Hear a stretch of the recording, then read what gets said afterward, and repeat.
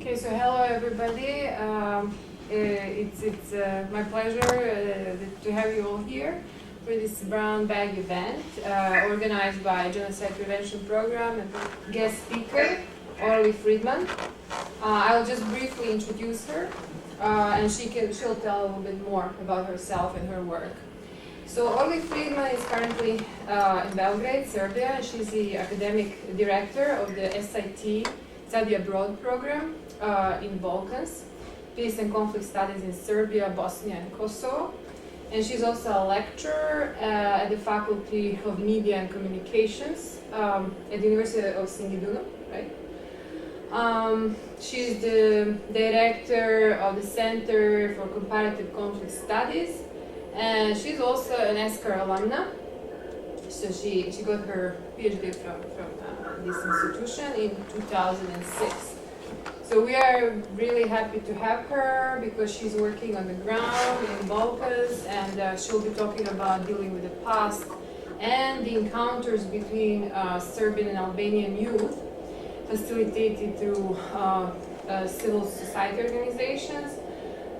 What's interesting about this initiative is that as you may know, the political dialogue between Pristina and Kosovo is currently at a stalemate. So these kind of initiatives from the grassroots level are really important, and they might be entry points into some change. I lost you completely. I cannot. Okay. There's like very, very strong sound when you speak. Okay, can you hear me now? Okay, that's better now. Okay, Sorry. so I introduced your topic briefly, but of course... Just give me your last sentence about stalemate and then... Yes, I was talking about the stalemate and political dialogue at this political level, and that these kind of initiatives that are taking place at the communal and grassroots level might be entry points for some change, some positive change in the current situation on the ground. So let me give the floor to Orli. She will use PowerPoint. Or would you like to say a little bit about yourself? Sure. If I missed something? Okay, Sure. Thank you. So thank you very much, Borislava, and hi everyone. What I remember from the place when it was still iCar for us, people who were still around then, we don't know much about after it got the S instead of the I at the beginning. But thank you, Borislava, for the opportunity, for the chance to get in touch with people there and tell you a little bit about my work. Can I, if you don't mind, it would make sense to me if you also introduce yourself, just that I know if I can ask people if you're in the MA program, the PhD, and if you're doing work related to the Balkans, or just interested to hear something, or... So, should I start first? I think I know you, but you can. Maybe for the others also. So I'm Borislav Manojlović. I'm originally from Croatia, the Balkans, and I studied in Belgrade, worked there for a while. I work here. I'm a PhD candidate and can be director of research. So I'm working with Tetushi and Andrea Bartoli on genocide prevention and dealing with the past issues.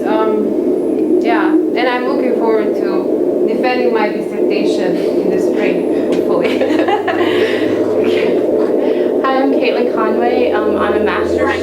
Guys, I can't hear again. There's some noise from the background. Maybe we can try to call you again, because this is repeated, right?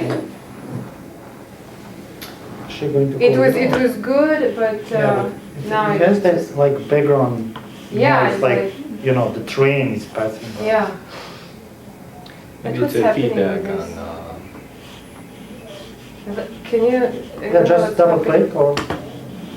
No, but I don't know what's happening with the mouse. I cannot. I think that you are using upside down. Oh. Yeah, like that.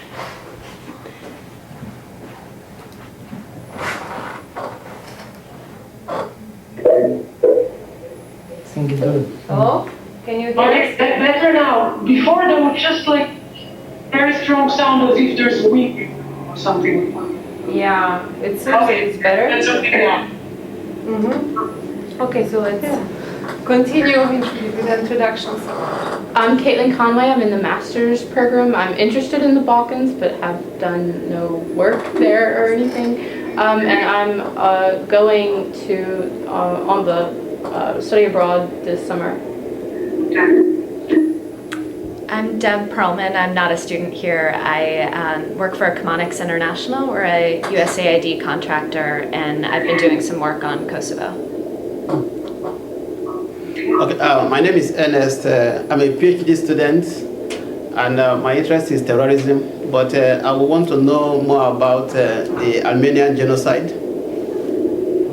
Armenia? The Armenian genocide. Wrong region. Okay, wrong region. So this is the Balkans. Balkans. So sorry. But he's interested in the Balkans because he works in the same office with me. So I usually tell him stories about the Balkans. There's no choice but Yeah. I'm Ed Jurkovic, I'm a master student here. Actually, my origins came from the Balkans all over. And I studied in Belgrade. And I'm not focused on the Balkans. I think I know that I'm pretty much focused on Asia and Africa.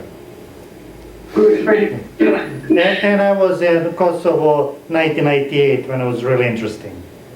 okay.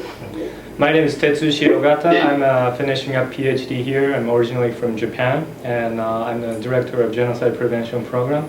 So working closely with Borislava and Andrea, and it is our privilege to organize this the conference, the meeting this time, as an integration of dealing with the past and genocide prevention.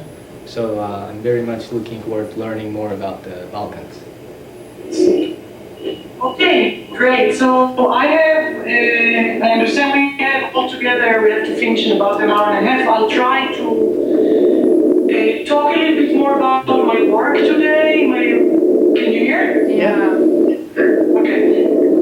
Not so good? Well, we can hear you. Okay. I'll try to talk to you more about my research project. And so for about 20 minutes, then open it up for a conversation between us.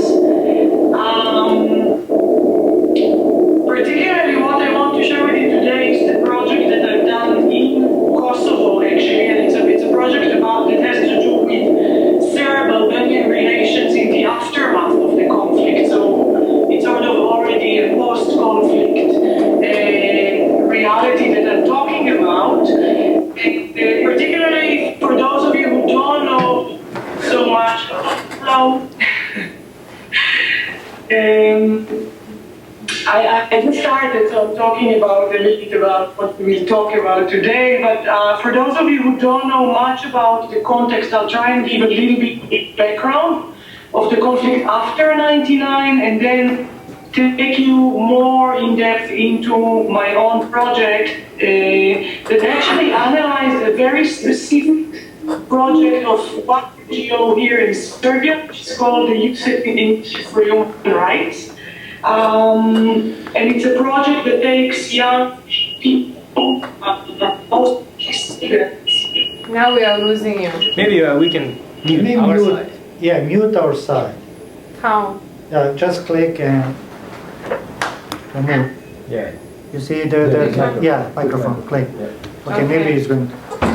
Let's try now. Go ahead. Go ahead. Okay, so a project that takes mostly young students from Belgrade to visit Pristina very often for the first time ever, and the other way around. So I just wanted to say I've never done such a presentation via Skype. I hope we can have a conversation afterward. Now that you're muted, it makes it even a little bit more weird, but let's see how it works. So this is the PowerPoint that I will share with you. I'll have it on the screen, and then once we we're done, I'll take it off and so you can see me again. Basically, a few words of how I got to engage with this research project that took me over sort of around 2009, 2010 was the stage when I collected data. And so to share with you a little bit of the background of how I got to do this kind of work. Basically, I'm actually originally from Israel, and I've done in the decade of the 90s when we had this kind of windows of opportunities and a lot of dialogue projects between Israelis and Palestinians. I was I didn't want to send it exactly because I didn't want to. Thank you. So I was very engaged in what we then called education for peace or political education. We never used terms that later on I've learned at ICAR when I came, or ESCAR when I came there to do my PhD. And so my interest in encounters between Israelis and Palestinians sort of eventually led me to do work in the Balkans. My first project as my PhD project was actually about anti-war activism in Serbia, and this project is already my first project after I finished my PhD, as Borislava said, in 2006, and since then actually I haven't had a chance to visit the institution again. So a few words particularly about the project. A lot of the literature about the conflict in Kosovo is actually very Irish. It is a very top-down approach. There's a lot of literature analyzing the international intervention, state-building processes, and not enough of literature that looks at bottom-up approaches. So this project meant to fill in that sense. Also, there's plenty of literature about encounters between Israelis and Palestinians that used to take place in the 90s and early 2000s, maybe before the second Intifada started. But when I started digging here, if I can find any similar project research analyzing encounters, any exchanges between Albanians and Serbs, I actually found very little. I did find some descriptive reports or analysis, but not any kind of in-depth analysis that was based on field work and interdisciplinary research as in our field. So kind of my aim was to expand a little bit the literature about encounters between and relations between Serbs and Albanians, but also to contribute to the literature about dealing with the past in the context of the Western Balkans, that the prism of my entry point would be more of the conflict transformation or peace-building literature rather than just what you have more often here is literature about transitional justice or from the angle of transitional justice. And then the last point as background that can be interesting for you guys at GMU and ESCAR is that actually even I remember when I was working on my dissertation already then, Balkans was kind of very 90s.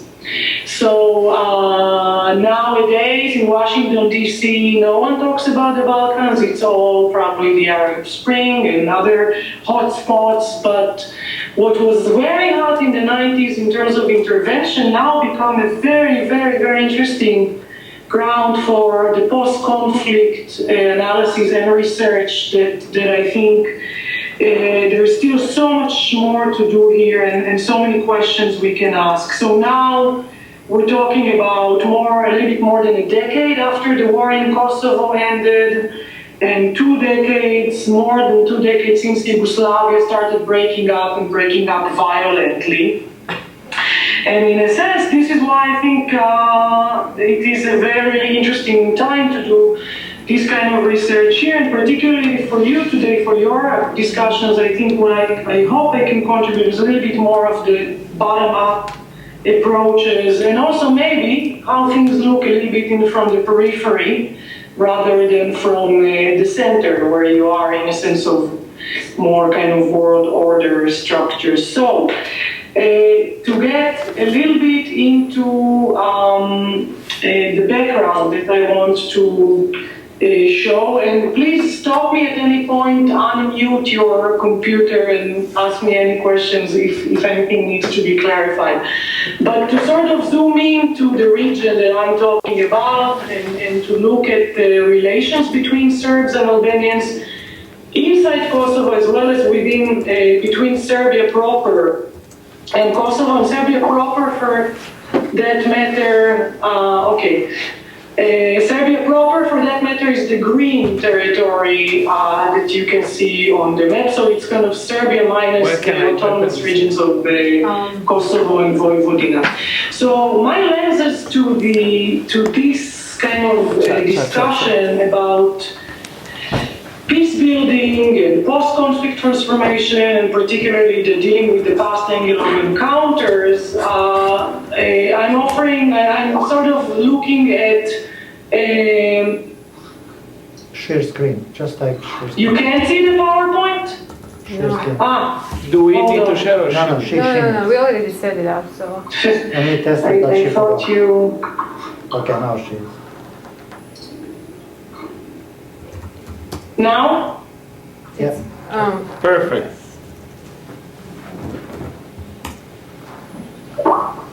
Good. Okay, I thought it was on all the time. Sorry. So I was thinking you were looking at this screen We were looking while at I you. was giving this kind of long background to the project. But I then switched to this slide, and I then switched to this slide and kind of started talking about my lenses of analysis. And in that sense, I think I remember the conversation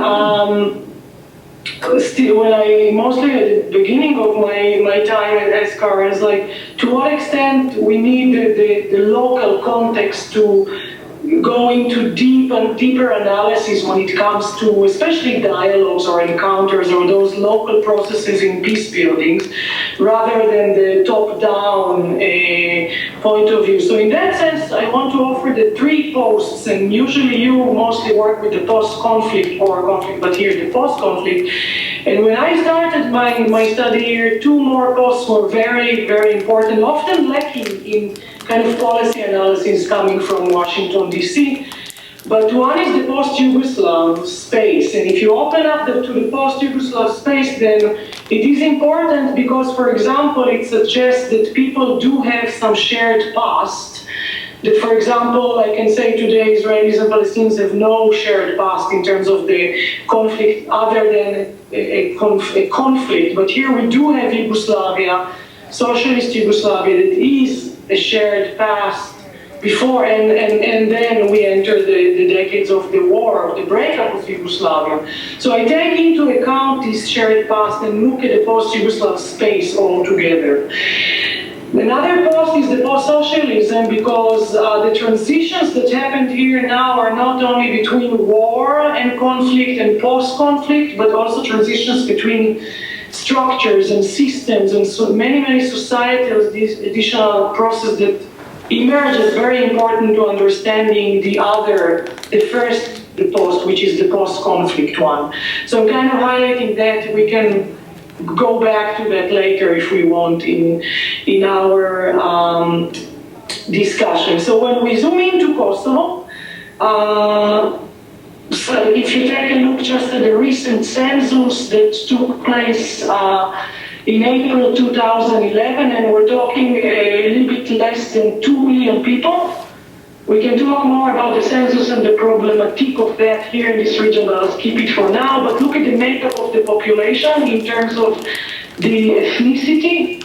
So we're mostly talking about majority Albanians now, minority of Serbs, but the Serbs are not the only minority in Kosovo, and that's important to highlight. Again, usually sort of in the top-down approaches, we just look at Serbs, Albanians, but there's many more minorities, the Roma minority, which has a very interesting dynamics into it. To connect that to the last comment about the posts, it means that I can go beyond, if I look more in depth, I can go beyond headlines and type of statistic explanation or analysis of the conflict and try that I think the conflict between Serbia and Kosovo is a frozen one, meaning there's no official, or what Borislava mentioned, is stalemate. I think the conflict is frozen.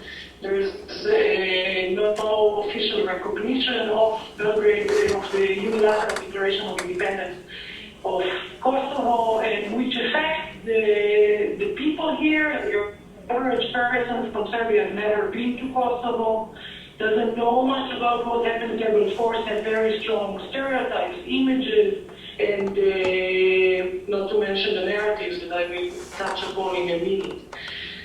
Serbs in Kosovo, on the other hand, are, as I mentioned, minority, but are also living, they call their areas enclaves. The Albanians refer to it as municipalities, but they're living really detached from the newborn state that was created in 2008.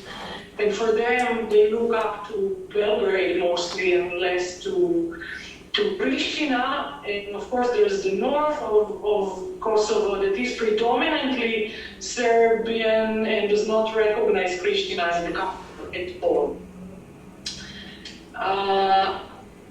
As in many other cases of such conflicts, and I think we have to understand the conflict in Kosovo as a conflict, it's a conflict over territory. We can say it's disputed territory. The Serbs claim that Kosovo is the heart of Serbia, was always part of Serbia and should always be. And of course, Yugoslavia was breaking up, and the aspirations of Albanians were to have their own state or autonomous regime. Kosovo, they have their own plans of foreign nationhood and nation state. But as you can see, I try to kind of point out the main contested issues when it comes to contested narratives. And of course, the narratives are contested no matter, since if I go back in history to 1389, or to the history of the creation of the first Yugoslavia and the second Yugoslavia, given lack of time, I have to skip that and just mention, look for example at the Albanian narrative that looks the NATO intervention as liberation, while still in the discourse in Serbia about NATO, intervention is perceived as aggression, and nothing but aggression. From the point of view of Serbia, up until now, since the NATO intervention and the entry of the troops and the withdrawal of the Kosovo troops, the Serbian police, Kosovo is still seen part of Serbia by the UN Resolution 1244. And of course, the Declaration of Independence in 2008 is seen as illegal, and you enhance unilateral declaration. While from the point of the Kosovo Albanians, they celebrate independence of Kosovo, or what they call it Kosovo, from 2008 on. And in recent, after that, there's also more and more narrative or discourses about the international colonization of Kosovo, and calling for the international community to leave Kosovo and truly allow it to be independent. So why I stress the narratives here is because if we are interested in the issues of dealing with the past, then very much the recent wars and the recent events and the way what happened in Kosovo during the 90s is completely disputed and completely contested in both sides. So therefore, when people meet each other, there's the work towards common ground or shared narratives is the gaps are very, very far. And over the years, I would even say they're growing deeper, because as time goes by, each kind of leadership and political elites are sort of going deeper in their discourses about very nationalistic, very, even I would say sometimes aggressive. So this is kind of in terms of a little bit of the background. If you want some images, look at how the images in the symbols as well as in the streets are so different. So these are all kind of images of Serbian perspective towards Kosovo, and usually the slogan is Kosovo, yes, Serbia, meaning Kosovo is the heart of Serbia, or it was always, it is, and it will always be a Serbian territory and space. And so if you, those of you who are coming to Belgrade in the summer with Borislava, you will see the walls are full of graffiti. It all has to do with Kosovo, from claiming that the Battle of 1389 is meaning this is what signifies Kosovo as the heart of Serbia, to Kosovo is forever Serbian. That's very prominent here on the buildings. And look at the other symbols from after independence of Kosovo, completely different colors, different images, different symbols that generate, again, fascinating graffiti in the streets in a sense of by Albanian, or the EU mission to Kosovo seems like a colonizing experiment, or that Kosovo is a republic and is a state, and there's more graffitis also kind of anti-Serbian, or anti-Albanian, I just didn't include it. So I just wanted you to have some of the images, as well as street signs as well. If you look at the street signs in Kosovo, a lot of places, just the name Belgrade or anything in Serbian is erased. But this particular one is when you erase Belgrade, so sort of you turn your back to Belgrade, to what used to be the center of Yugoslavia, as well as now what seems like what used to be the Milosevic regime that took people through ethnic cleansing and aggression during the war, again, by the Albanian narrative. So this is a little bit of the background. I don't know if you have any questions for now in terms of, or should I continue to the actual specific research? And I see Borislava typing, so Tell her that you like what she did. So far. Borislava and I spoke about, I will talk a little bit more, is about these structure encounters. Great. So structured encounters, and I just want to say this, the way I understood, I wanted to take encounters a little bit in the broader sense. And just like I always felt when I did this work between Israelis and Palestinians, I saw it here as well. On one hand, we talk about structured encounters, and this is what I understood about, and I focused on local NGOs who are engaged in this project of dealing with the past. Or the Dealing with the Past project, or transitional justice, as often the lenses are here. Of course, there's also international NGOs doing work here. I opted not to include them in this particular research. I can explain a little bit more why later if you want. But I also put it in a broader context of what I called here unstructured daily encounters, because as much as in the structured encounters, I'm analyzing those visiting programs between Belgrade and Pristina, in the everyday life inside Kosovo, there's actually a lot of people, for example, who are working together every day, who are shopping in the same shopping malls or centers, who are listening to same radio shows, and these are Serbs and Albanians in Kosovo, inside Kosovo. And I thought, so in the broader research project, I tried to sort of juxtapose or put next to each other the structured encounters versus the unstructured encounters. I'll talk to you, my text that already came out or published is about the structured encounters, and so, but just to mention one more thing about the unstructured encounters, I identified 3 sites of those encounters. One was a local American University of Kosovo, it's called, where every year there's about 6 or 7 Serbian students who get scholarship to study there. It's a program in English, and I think by coming to campus every day, there's some element of encounter that takes place.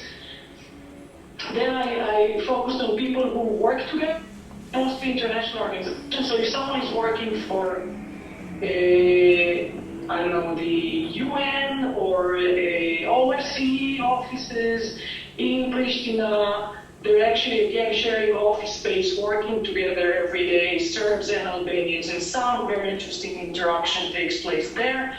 And another one is the border passing between Kosovo and Serbia that also kind of generates interesting interactions. And I think that dealing with the past projects often tend to kind of lose sight of those daily realities on the ground. That's why I kind of wanted to include that. Back to a little bit more what I will share with you today is so what I actually did, as I mentioned, I chose to focus on one NGO, Youth Initiative for Human Rights, that has offices in Belgrade as well as in Pristina with local staff. And they developed since 2003-04 a project that is called the Visiting Program. And as I mentioned earlier on, there's young students from Belgrade who would go for a weekend or 4 days in Pristina and then the other way around.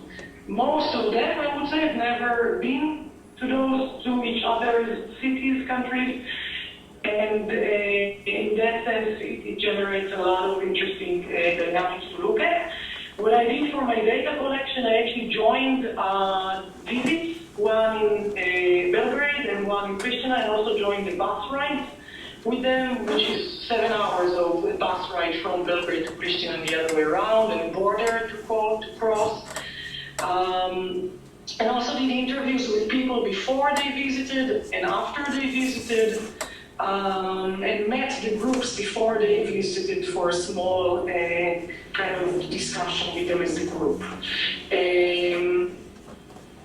So I thought of maybe sharing a few of my conclusions from this project, and then we can open it up for conversation between us. I think, as in many other conflicts that we look at the world and you may be interested in, the challenges for the two parties involved are really different. Albanians and Serbs, I don't see their challenges in meeting each other and visiting each other's cities as similar. Albanians carry these kind of images of the last war, of ethnic cleansing. Think about people who participate in this project who are now in their 20s.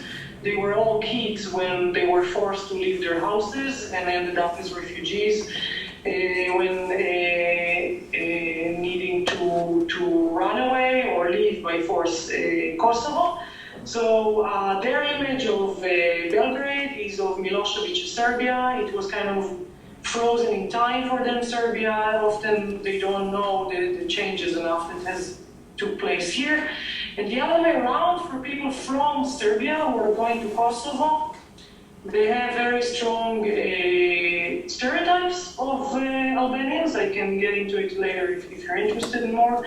But the stereotypes are often, they go back to the times of Yugoslavia and earlier on, and there's a little bit of element there of looking down at Albanians when it comes to the way people in Serbia talk about Albanians. There's even kind of a derogatory term in Serbia, and you can choose to say to call Albanians Albanians or call them in the derogatory term Shikta.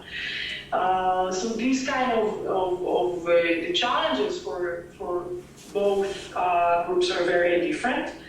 I understand this project is mostly of the dealing with the past in general, and particularly this project is really trying to empower process within civil society in the region, in the Western Balkans, particularly here in Kosovo and Serbia, in a sense that ordinary people feel extremely detached from those processes. The ICTY trials seem something that is happening far away in The Hague. It's not. It's hard to connect to it. A lot of people resent some of the processes. that are happening. So these kind of projects are trying to have more young people engaged in post-conflict peace-building work, if we want to call it that way, but also in a reality that is very nationalistic in the states that have emerged from the former Yugoslavia. Nationalism is the dominant tone. Here we have a project that is completely taking a different course, a different read of the reality, and a very anti-nationalistic agenda. Hence, I would say, kind of enhancing civic identities in participating in these processes. Probably as Education for Peace strives to do, or education to critical thinking, as I want to think about it, I think it really allows people to think for themselves and think critically for themselves, meaning they have to, there's a lot of deconstruction of myths and narratives and discourses they have to do. And this kind of project, I think, in some way offers a platform to do that and to participate in shaping other points of view that may emerge but are completely shattered by the way this conflict is still being covered today in dominant medias, and any attempts for political elites to meet still are covered in a very, in a sense of like the conflict was not over or it's completely frozen. So this is more from the point of view of the participants. Two other, or maybe another point that I can add to that is the more broader sense. It takes me back to the point that I started with. Often, if we look at the Kosovo conflict and Kosovo-Serbian conflict and what is offered to us, there's kind of top-down approach as the way we analyze this conflict and talk about it. And I think looking at bottom-up approaches to dealing with the past here is also to take some of the way the conflict is spoken about that was given by international community here and sort of break it a little bit. So for example, the international community very much sort of imposed, I would even say, the term multi-ethnic society. And it's detached from reality, it's detached from people. It's very often, I think about it, the way the Oslo agreements back in the 90s sort of imposed the term peace, and everyone spoke about peace process, and it meant very different things to people on the ground, and eventually it, of course, disappeared completely. But still today, it's being spoken about as peace processes, and I think it's problematic. So the same here, the term multi-ethnic society that will deal with the past and will go through transitional justice is a very problematic way to look at things and requires kind of listening to people and how they speak about these processes and how they understand the desired transformation that should occur between Serbs and Albanians in their relations. Okay, so I will stop here, if it's okay. And I think if we stop the sharing screen, you can see it back, and then maybe I can hear you, and maybe we can open it up for conversation. Okay, so thank you very much. This was great. So let's start with the discussion. Would you like to have few questions, several questions, and then answer them, or one question and then you can answer? Let's see what we have. Maybe we'll take one and answer, or then if related to, or let's see. Okay. My question was about generational differences. Do you see any difference in terms of generation? You mentioned the kids that were very young when some of them had some experiences and so on, and I'm curious, what is the reading of the generational divide that you can... Super.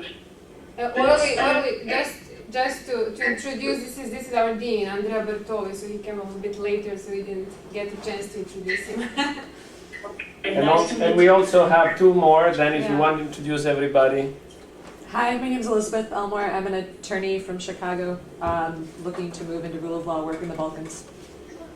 Welcome. My name is Andrea Kunza. I go to school at Ave Maria University. Currently, I'm interning at the State Department.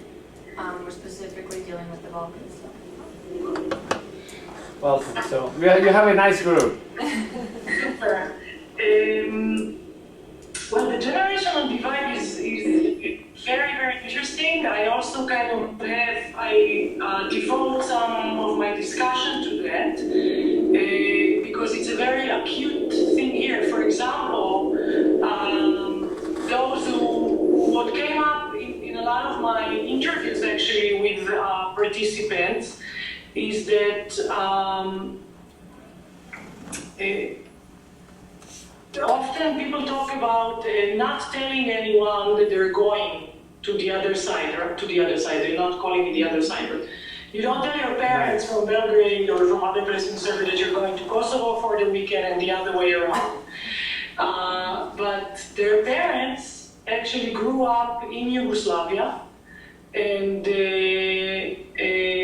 often had experience, especially those educated urban elites from Kosovo, actually had the experience of studying in Belgrade or studying in Zagreb or in other cities, big universities in Yugoslavia. So what came up very interesting is that actually among the Albanians, there was those who were going and are coming from those urban, into more kind of elitist background. Their parents would, if they already told their parents that they're going, they would tell them, well, this is great, you know, I mean, and sort of what has emerged is kind of not so much Yugo nostalgia in the sense that we see it maybe in Bosnia or in other places, but more sort of nostalgia or longing to those days before the war, that you could just enter your car and freely, you had your geographical space was much broader. I'm not saying that Albanian and Serb relationship were then all lovey-dovey, as you know, and it would be wrong to point it that way. But still, there's what has emerged is like among at least those kind of background people in Kosovo, much more sort of memories of Yugoslavia that actually emerge. While their kids no longer have this memory of socialist Yugoslavia, they have memories of war, of nationalism, aggression, etc., etc.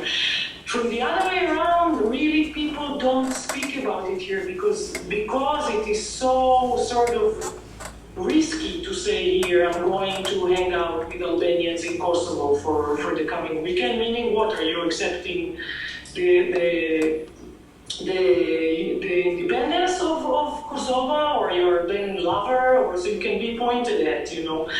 And even among older generation of civil society here, from my previous work about anti-war activism here, even they we're not doing so much work about Kosovo. Most of them focus their work on dealing with the past as related to Bosnia and to Croatia, to sort of like the Serbo-Croatian speaking space, the Slavic space. I don't know if that makes sense. So in a way, Albanians were always the other. Also in Yugoslavia, they were the other. And so I hope I answered your question. It's kind of what has emerged in activism and in images of the other, if I can say it that way. Thank you. No, very good. Very, very good. I have a question about the narratives you mentioned and the difference between the two groups' narratives, the contrast of which was striking. And I was curious to know more about the two groups had a narratives based on your understanding of historical facts. And then my question is, your narrative was constructed based on acknowledgement of the other side's narrative, or one group narrative is constructed still lacking the understanding of the other side's narrative? Right. Okay.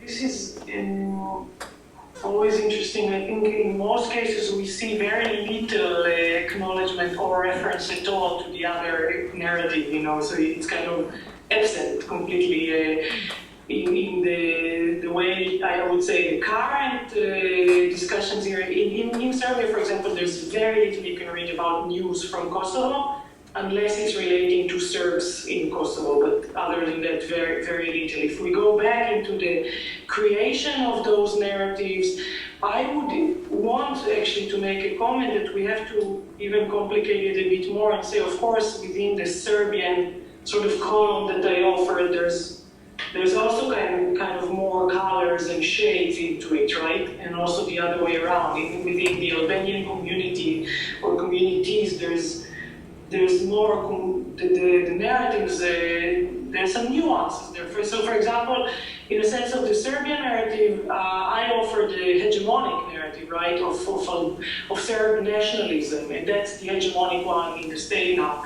Of course, the organizers of the project that I worked on are all holders of opinions that are very liberal and very anti-nationalistic, so that's their agenda, hence their narratives or their images or the way they work on their stereotypes is coming from a different point of view.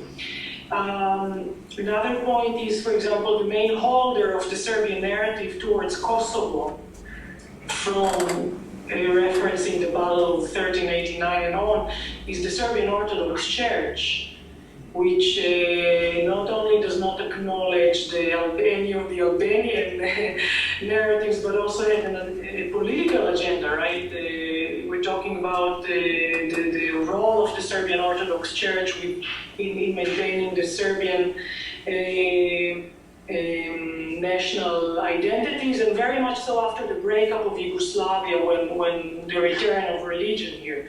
So this is just to add. So there's almost, I would say, not only there's way before acknowledgement, there has to be some process of learning, of educating yourself. And so maybe this kind of project can be seen as sort of extending the narrative, for young people to go and see for themselves, hear firsthand, and this we see in many conflicts, and then also discover that not only we're all human beings, of course, but wow, what do you mean, liberation? This was oppressive NATO bombing. So every date that we put on the timeline has two narratives that they just don't meet at all. They're running parallel to each other or negating each other, erasing each other completely. So just to add another thought about that, for example, in those of you who are interested in dealing with the past, one of the things we look at is monuments and commemorative events, for example. It's from another project, but just last week Serbia destroyed a monument in South Serbia where Albanians are a majority inside Serbia, and they destroyed a monument, which means we are erasing you. We're erasing your read of the recent war. We are erasing your narrative, your understanding, your analysis to everything. So there's no place for that to run even next to mine. There's no place for it to be in a way.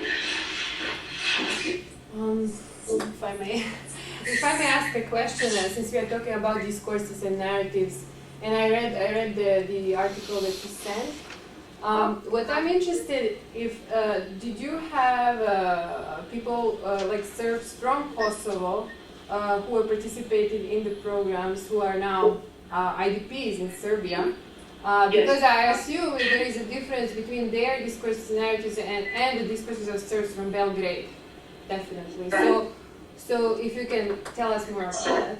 Absolutely. Well, actually, as I explained before, what I try to do is, so there's a whole additional component of this project which was not in that text that you mentioned, that is the daily. And these are the encounters within the Serbs from Kosovo. UNHCR for Human Rights, they were trying to do something similar between Serbs right outside of Pristina, literally 10 minutes ride. There's the biggest Serbian enclave, it's called Gračanica.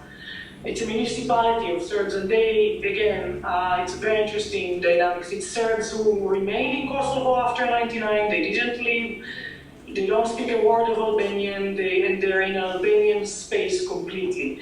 And so Youth Human Rights tried to do and sort of something similar, to visit Gračanica and Belgrade and Pristina, 10 minutes away from each other. They didn't manage. They stopped. They literally stopped the project, which you may conclude that for peace building and the transformation in relationship that we are looking for, it would be much easier to do it between Belgrade and Pristina rather than the Serbs that are inside Kosovo that are pretty often more nationalistic than Serbs in Serbia. As much as Serbia claims that Kosovo is of Serbia and forever, your average person here doesn't care much about Kosovo, doesn't even want to go there. So there's kind of the state declarations that serves UN resolutions, but the people, it's something else. Whereas in Kosovo, within Kosovo itself is a little bit different. The other part that I can answer to your question is maybe to think about what I did do is it's kind of popped up at me with the data that I found as I was collecting it, was that actually there are a lot of people, a lot. There is, I would say, about 20% of the participants in the visiting program are actually young people who were born in Kosovo. Let's say someone was raised in Pristina, lived there until they were 10, 12 years old, and then the 99, the NATO troops came in, and the minute NATO entered Kosovo, Albanians returned and then Serbs left. So Pristina is empty of its Serb population. And they're mostly, I would say, either scattered out of the Balkans, but mostly in Serbia proper.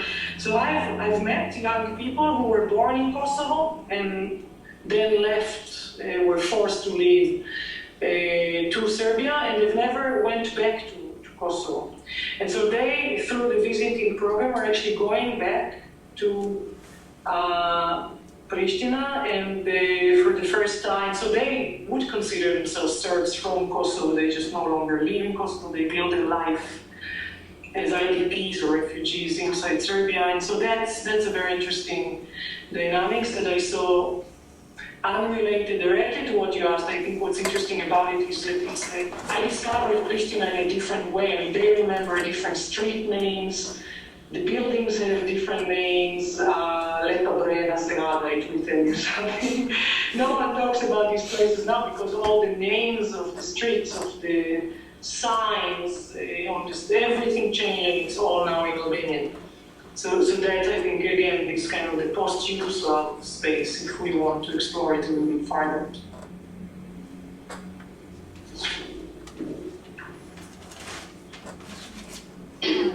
One of the things that seems especially complicated about Serb-Albanian relations within Kosovo is kind of the way Serbs are a minority. I think it's really unusual to have a minority in a country that used to be basically the majority, or at least the kind of dominant culture. And I've been trying to think of other countries that have a similar situation, and especially maybe someplace where they've been able to resolve some of their issues. Are there countries that you think are a good comparison? So your question is if I can see similarities?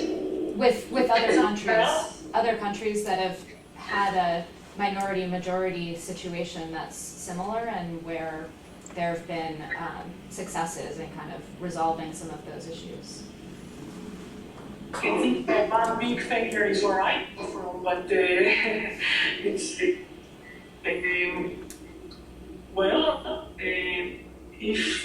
if Yugoslavia, if you hear or not, I think what's interesting about this shift from when Yugoslavia began to break up. There's an interesting quote of saying, what started in Croatia, actually, the record, why should I be minority in your country if you can be minority in mine? Right, so that was an interesting and important dynamic in Croatia. Bosnia is a little bit more more complex in that sense, because we cannot talk about it's different. The interrelations are completely different in terms of minority majority dynamics. So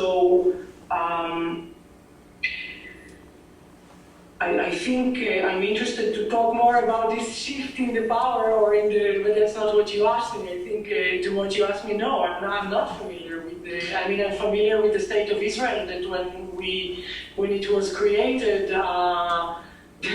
the Jews became the majority. There was ethnic cleansing of Palestinians, and it's still an open agenda till today, an open conflict, and it just became worse and worse over the years, right? So, but maybe someone else can help us with a good example. I don't know.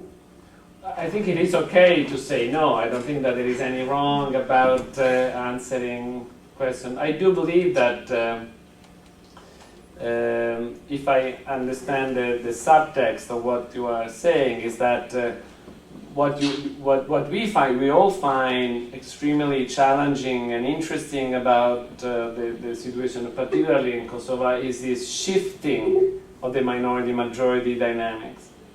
And you have the intertwined levels at all levels replicated, as you discussed very well. You know, the Serb from Pristina left and then becomes a minority in their own Serbian country that was not their own. It was not their country. I mean, it was in a sense of this larger Yugoslav, but not Serbia as we constructed it, or as Serbia was forced to be constructed through several wars.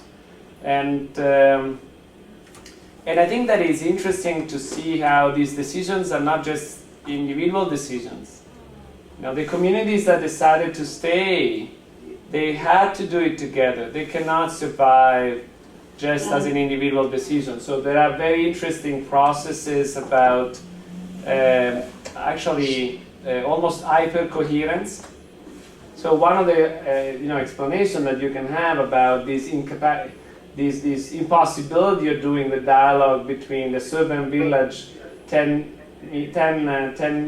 minutes away from Pristina, and Pristina is because clearly there is an hyper-coherence, you can't allow yourself to have any kind of relinquished and relaxed conversation and so on.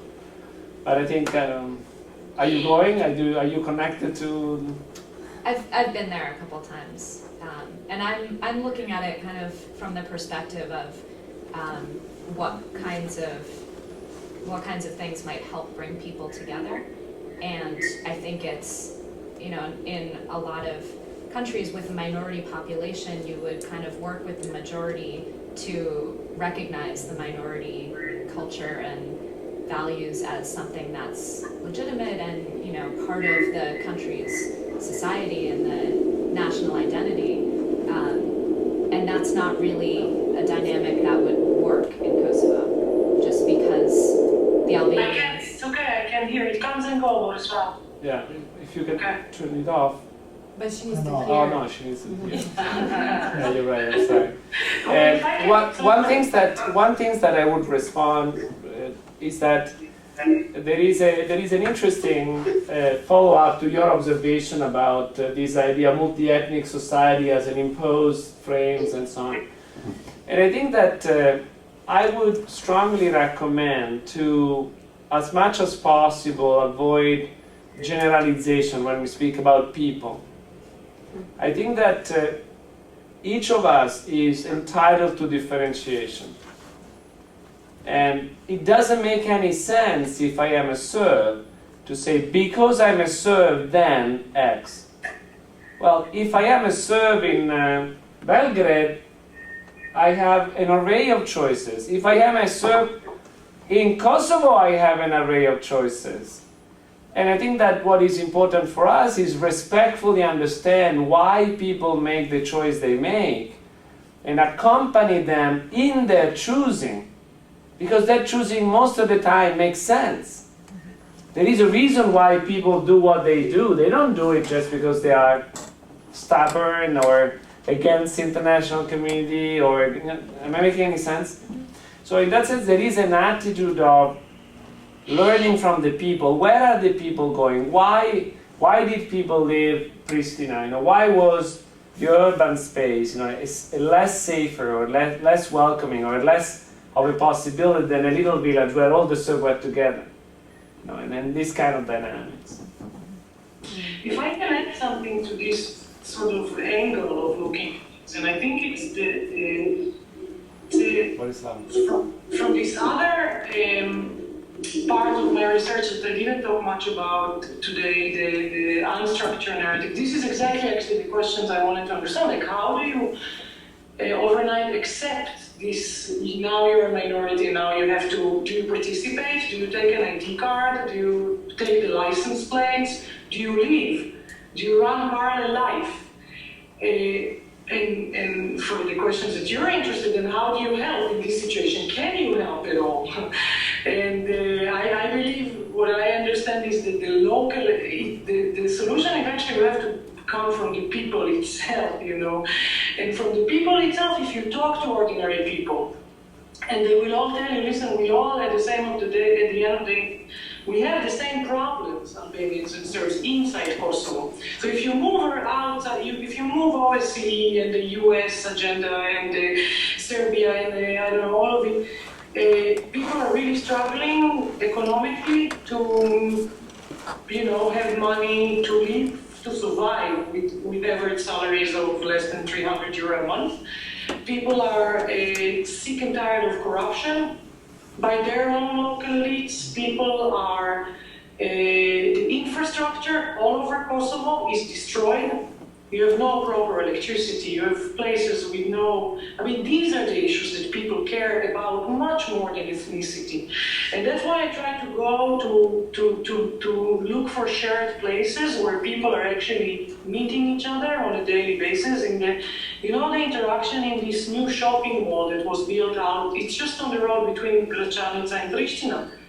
They all go there, they all want their cup of coffee and to buy Zara and those labels, and they all want to. So at the end of the day, these are the daily needs, and I think we don't look enough at these kind of things. And having said that, how do you compensate for the loss of Serbs in Kosovo have lost?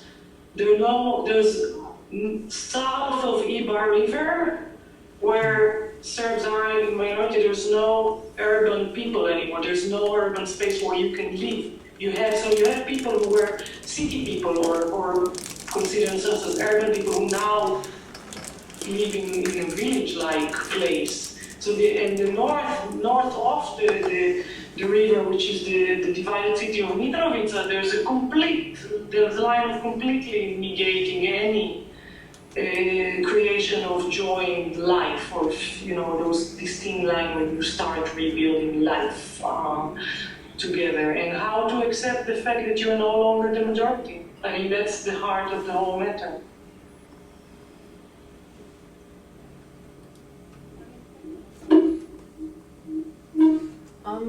If I may ask, so what is in your view, what does the future brings? I saw in the article, there was some interview, and they're saying, well, Serbia, like an Albanian writer, is saying Serbia is such a faraway place, and like Kosovo Albanians are more focused towards Tirana and Albania.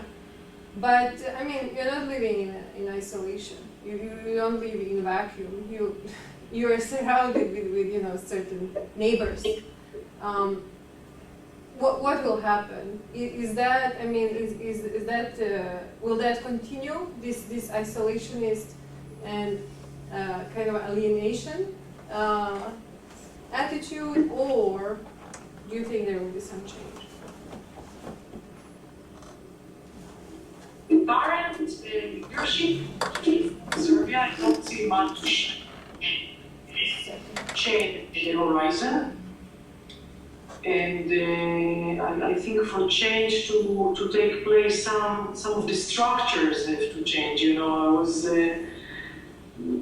I was thinking about other places that have changed dramatically because the power relation has shifted or the structures of oppression was over. Here it's kind of sort of still a frozen conflict in the sense that Serbia still runs parallel system in Kosovo and refuses to step aside. And so one scenario is that there will be a division, right? Territorial one, that the north will remain, so that Kosovo will be divided, which is a very problematic one as well in many, many ways, right? But I think this cultural, this image of young people in Albania literally turning their backs at Belgrade is a very powerful one for me. Because if you look at the literature they read, the music they listen to, the whole agenda, yes, they have turned their back. And at the same time, these young people who participate in the projects like that, and they're the minority, don't be mistaken, these kind of encounters are most, it's a very marginal thing. It's not your anyway, it's not mainstream anyway, hasn't become, and I'm not seeing it coming anytime soon, but those who participate, that's one of the things they say. In order to imagine the future, they need to see themselves being able to move in the broader space, geographical space, having options, having choices. Especially Kosovo is still, Kosovo Albanians are the last ones from the former Yugoslavia who needs visa to travel to the EU. They can't move, but I see there's a... I can't hear. Yeah. No, one of the things that really jumped on me when you were presenting before is that a lot of Israeli-Palestinian things happen with people focusing on the relationship between the two, or moving to place in Maine, or where you can have time together and so on. But I think I find fascinating, actually, the idea of presence in space. That going to Pristina is actually a very, very important piece of the experience, that there is something about presence, there is something about the physical presence of somebody, and what you are now saying, I need this in order to see my future. I really wonder if you have elaborated at all around this, because yesterday I was speaking with Susan Allen about the work that she's doing in Georgia, South Ossetia, and she was very, very adamant that presence is by far the most important dimension of their work. That there is something that is not just being present, Andrea, to Borislava anywhere in the world, but it's Borislava and Andrea in Pristina, in Belgrade, where the space in a way speaks together with my being with you, and therefore characterize the relationship in a certain way. So I was wondering if you had anything written about these things, or if you thought about it, if this is relevant. That's interesting. I can say that I think what comes to the first thought that came to my mind when you spoke was my entry point to understanding encounters.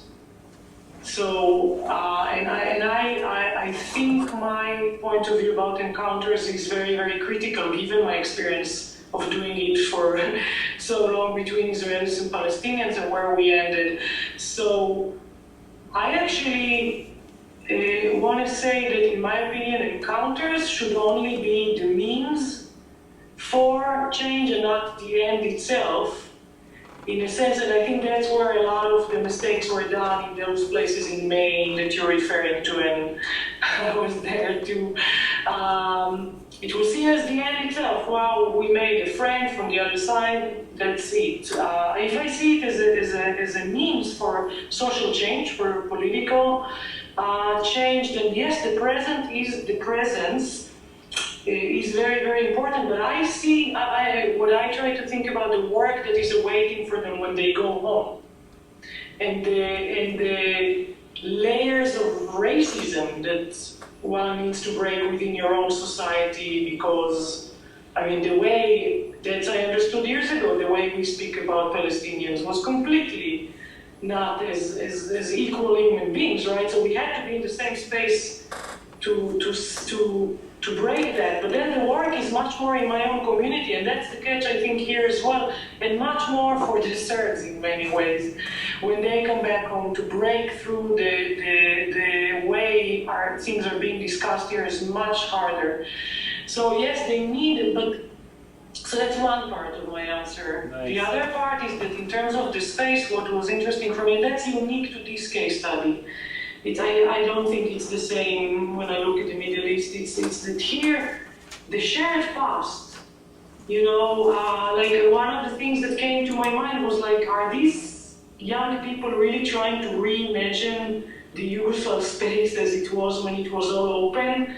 And even though that we know that, you know, brotherhood and unity wasn't so sweet as we would like to often say, but there was something about the space that allowed movement, and meaning the space also here in our heads that was much more open for movement, and yet it's generated another series of wars eventually, right? So I'm sort of canceling my own argument as I finish it, but I think that's something I try to discuss a little bit, like with young people, like, and it came to mind that, and the other thing about space, you know, to go from Belgrade to Sarajevo is no longer so wow.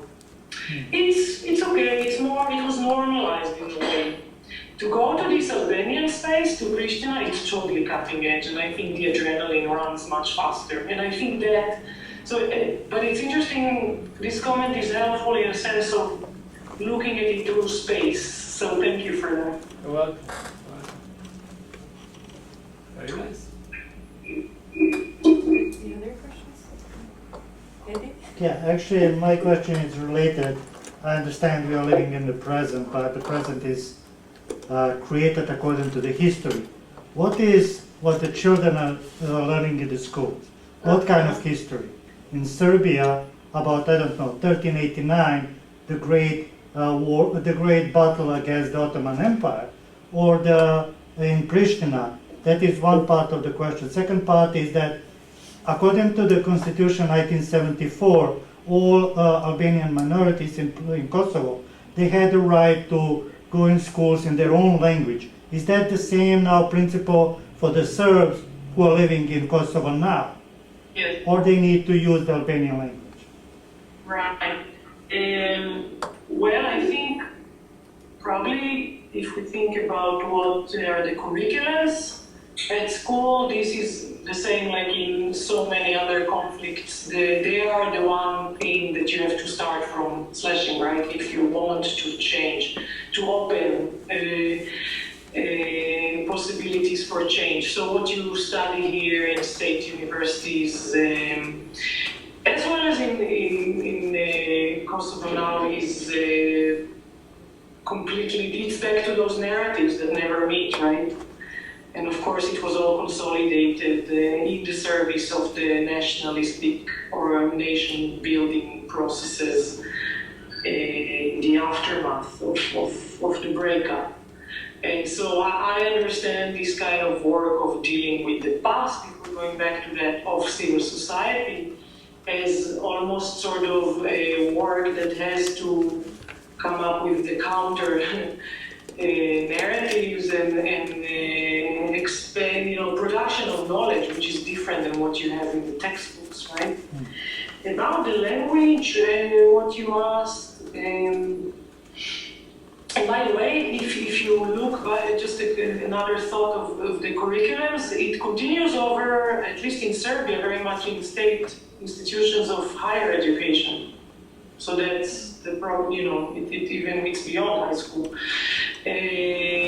As for language, according to the constitution that was passed in Kosovo after the declaration of independence, Serbian is equal to Albanian. So there should be, like in state, if you walk into a state institution, there is a sign that is in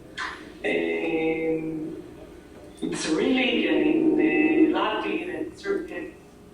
And other things. Now, there's plenty of debate about the language and the law of the language, if you want to get into it, because it's complex. But there is no integrated schools. Certain Albanians do not go in the same classes, right? In Kosovo. Absolutely not, and So it's just formal, basically. Absolutely not. Completely, the Serbs are going by the Serbian curriculums completely. The only place where I saw some crossing was at the American University of Kosovo, that I mentioned, where some Serbs are studying in English, but they are 6 out of 200 a year, right? So that's very also insignificant in terms of joint education. Very good. Can I just ask one more question about the international community presence and you mentioned this concept of a multi-ethnic society of Kosovo that the international community is trying to promote. So how does it influence attitudes and relationships on the ground? Is there any influence? Is it to the better? What is happening with that? The multi-ethnicity idea, framework. So how does it look coming from international structures in? Yeah, is there any, is that like a positive discourse that the people on the ground are accepting, or what is happening with that? And there's much more. There's some sense of fatigue, from that. The way the thing, even the wording, the way the choice of words is very problematic to talk about multi-ethnic society. So yeah, I think in general there's some sense of people are tired from the presence of the internationals there, from the stagnation of the situation, from life not getting any better, from not multi-ethnic relations and not other aspects of the daily life that I've mentioned earlier. And so there's, I think, more and more sort of resistance. So that can explain a movement like Vetvendosia that then later became like a political party that exactly took this line of arguments of saying, they used to be. It's been more than a decade since '99, so by staying now, you're only profiting as internationals. You're no longer, we are no longer as a society growing with your presence. It's sort of reached its capacity, and yet there's no exit strategy offered at all. Right, so kind of if to take your question even farther, the fact that there's no sort of exit strategy and you don't see anything, nothing is awaiting that is better than it is now. If I'm sort of, but we cannot end with such a green statement, right? So I have to get something better. What is your plan for the future? We understand that you have been there for some time, so we are delighted to have you there. And as you know, the school celebrated its 30th anniversary, and we are preparing for the next 30. So, how do you see? And you actually can do Skype now. We are going to a new place. I don't know if you ever went to Point of View, but Point of View is going to be a wonderful place, completely renovated. So the school is bubbling up. Borislava organized this with a program on history, memory, and conflict resolution that didn't exist when you were here. Tetsushi is working on genocide prevention. We didn't have those programming when you were here. So the question is more how you see yourself as a professional working on the ground and in a way using ESCAR as a resource and at the same time contributing to us as a community. Mm-hmm. Well, I think what I managed to do here in the recent years when I'm here, first of all, when I came here, there was no conflict studies, no peace studies, no conflict transformation or resolution the way we understand it. And so by developing academic programs here on the undergraduate and graduate level, working with students on their MA thesis already. It's almost like, you know, expanding the not only the frame of how things can be discussed here, academically speaking, but also research. Like sort of, you know, we just had this past weekend the Junior Scholar Seminar with 11 people working on PhDs, all related to, on one hand, this region and peace and conflict studies and things. So where I see myself continuing and where it's exciting to continuing to be is sort of continuing to do research here. Sometimes as a PhD, working on my PhD at the time when I was part of the SCAR community, it always seems like I couldn't see much beyond that, you know? And continuing to do more research after, continuing this project that I shared with you is already the one after my dissertation. It's not from my dissertation materials at all, but using the skills, the tools that I've gained through working on my dissertation was extremely valuable and continues to shape in such an interesting way. So continuing doing research, continuing developing academic work here, hopefully this having more of people coming here, people from here coming. But I think coming here, not in a sense of, oh, we will come and tell you how dialogues works, but coming in to learn from the knowledge that was accumulated here and its rich, its fantastic research to do about it and more to learn from here. So I see the knowledge finally maybe going not in one way only, speaking about power relations, but sort of, you know, going both ways. Very good. Okay. We like it. We like it that way.